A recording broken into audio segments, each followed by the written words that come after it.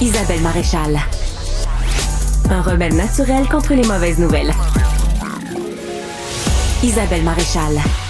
Vous avez entendu le témoignage de Catherine Bégin tout à l'heure, Madame Vide-Frigo, qui disait qu'elle était capable, elle, de faire abstraction de tout achat pendant une longue période. Elle a même plus acheté de vêtements neufs. Il faut quand même le faire, il faut saluer ça pendant 1 an. Moi, je vous l'avoue, admirative de ce genre d'attitude. J'essaie de le faire le plus possible parce que d'abord, je trouve ça épouvantable les conditions dans lesquelles on produit des vêtements en Asie.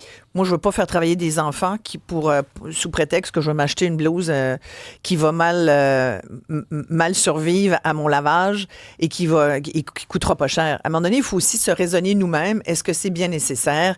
Est-ce que ça crée plus de dommages que de bien-être? Moi, savoir qu'il y a des enfants qui travaillent pour des peanuts à l'autre bout de la planète, ça me donne mal au cœur. Je me sens pas bien. Donc, puis j'espère, normalement, on devrait tous se sentir comme ça.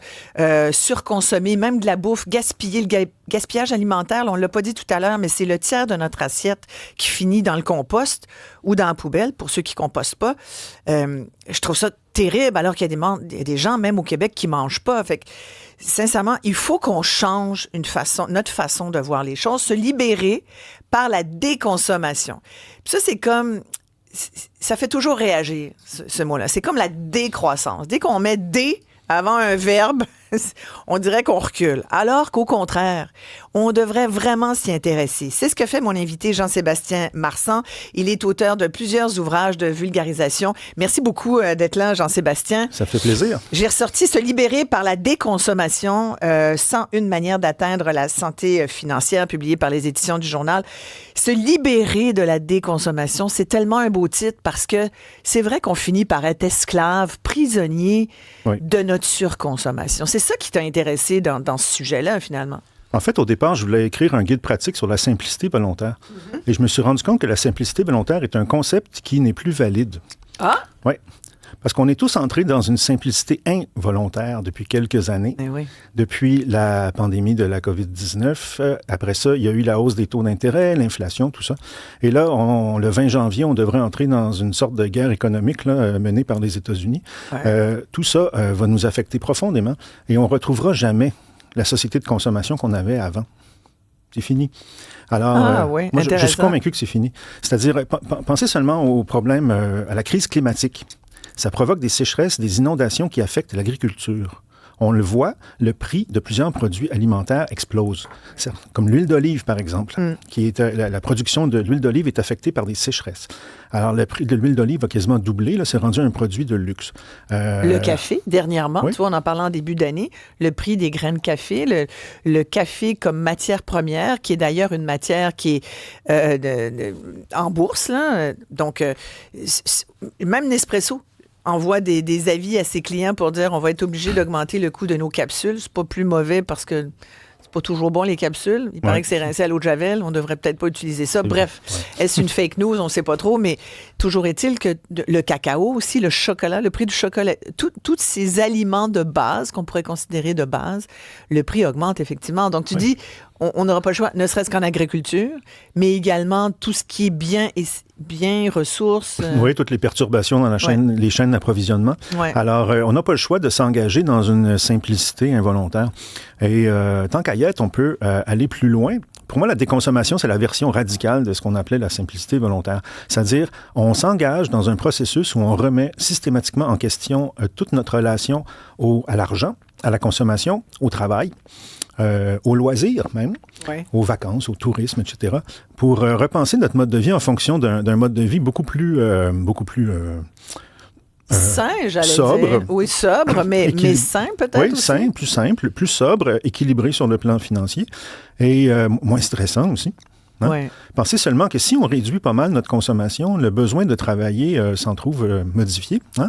On peut réduire aussi un peu notre temps de travail. Ça nous donne plus de temps libre. Et là, ce temps libre-là, on peut l'occuper à faire des choses intéressantes qu'on ne faisait pas avant. Hein?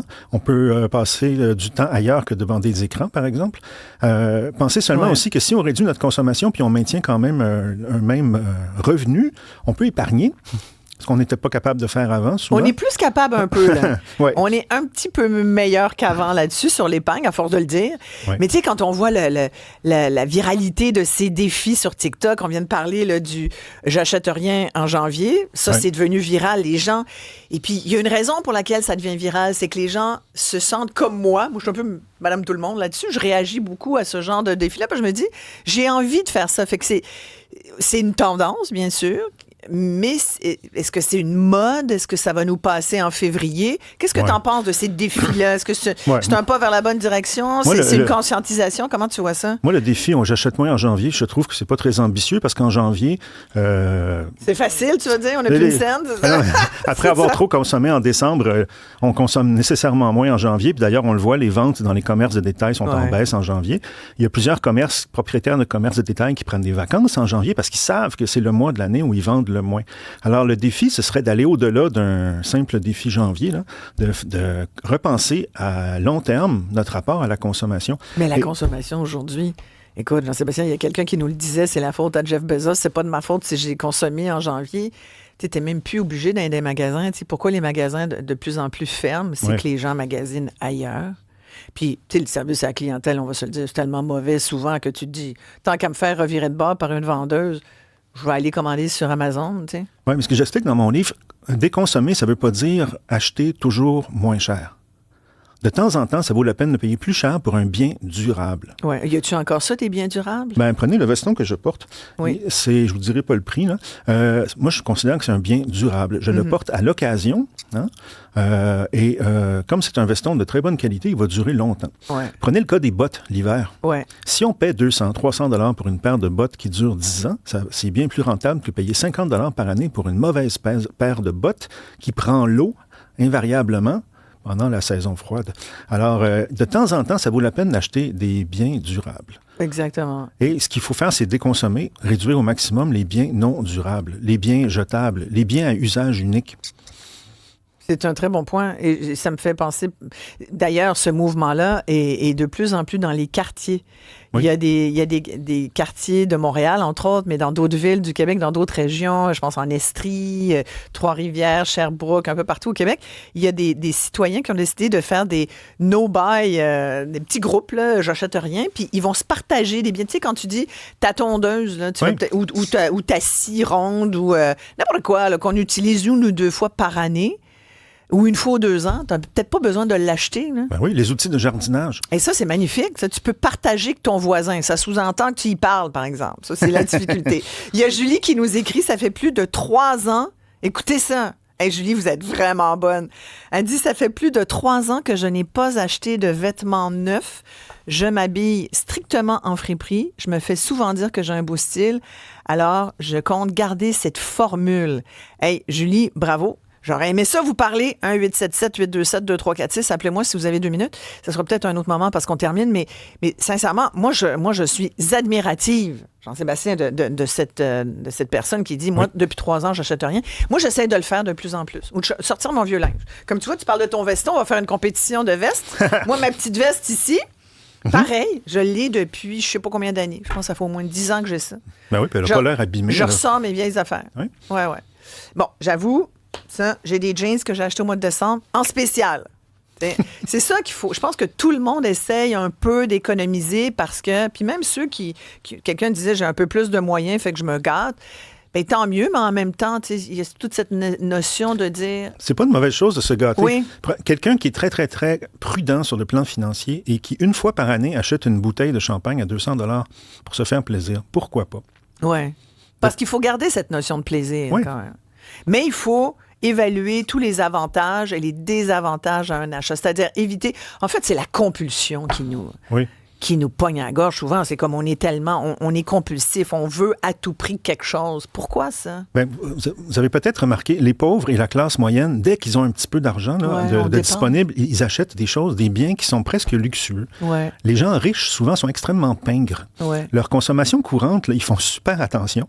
Mais là, de temps en temps, ils vont acheter un truc vraiment luxueux, genre, je sais pas, un bijou, un yacht, une voiture de luxe. Mais dans leur consommation courante, là, ils peuvent être extrêmement sévères avec avec eux-mêmes. C'est pour ça qu'ils sont riches.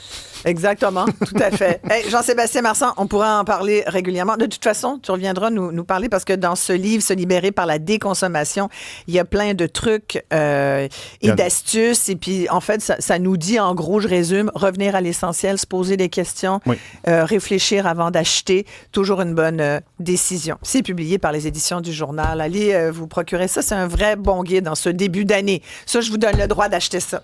Vous pouvez. On a le droit. On pourrait se mettre en bas de 50 $. Ça compte pas dans le défi.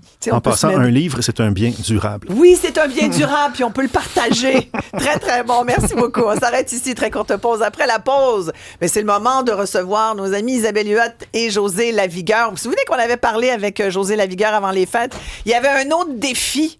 Mon Dieu, je parle-tu trop de défis, moi, cette émission-là? Est-ce que je vous épuise? Mon Dieu, j'espère que non. J'espère que vous êtes toujours là. On revient tout de suite après.